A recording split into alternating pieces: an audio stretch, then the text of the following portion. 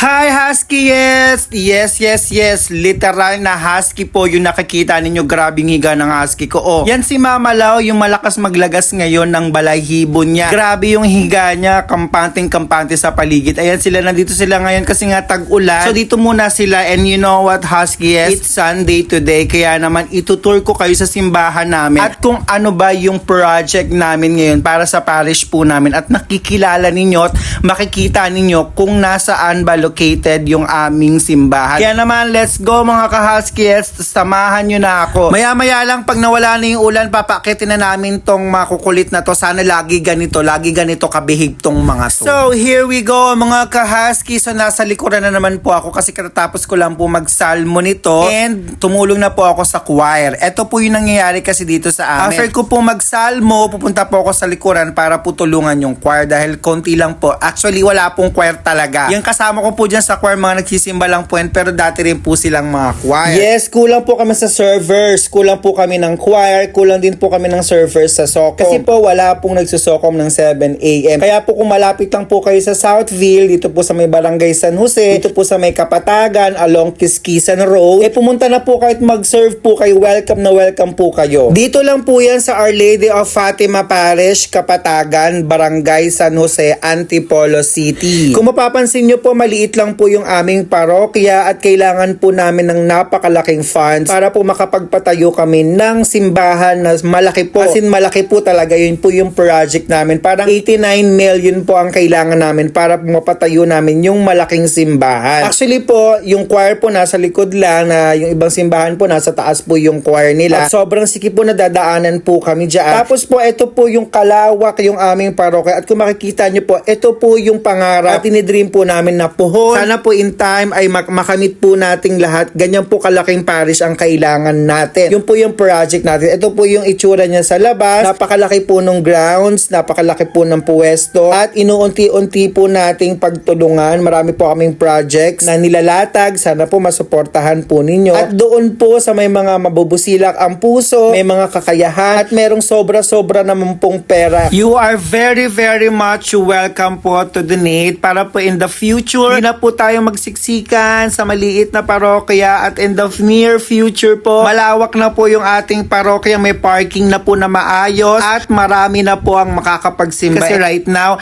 meron po kaming 3 masses, 7 a.m., 10:30, and 6 p.m. Sana po puhon, soon in time, ay magkaroon na po ng madaming misa, magkaroon na ng English mass, and dumami po lahat ng servers, ang lahat ng po yan ay syempre, magpipray po natin kay Lord na sana po soon in time, ibigay po niya at makamit po nating lahat. So sama-sama po tayo at tulong-tulong po tayo. Again, maraming salamat po sa mga gusto po mag-donate. Punta lang po kayo dito. Paalam!